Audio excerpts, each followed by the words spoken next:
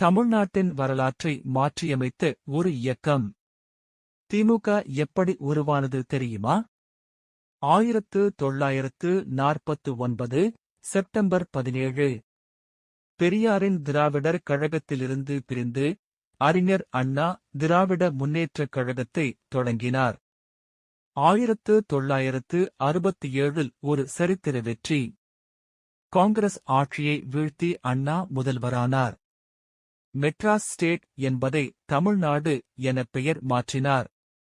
அண்ணாவிற்கு பிறகு கலைஞர் கருணாநிதி 50 ஆண்டுகாலம் கட்சியை வழிநடத்தினார். 5 முறை முதலமைச்சர். நவீன தமிழ்நாட்டின் சிற்பியாக திகழ்ந்தார். இன்று முதலமைச்சர் மு.க. ஸ்டாலின் தலைமையில் திராவிட மாடல் ஆட்சியாக இந்த நீண்ட அரசியல் பயணம் தொடர்கிறது.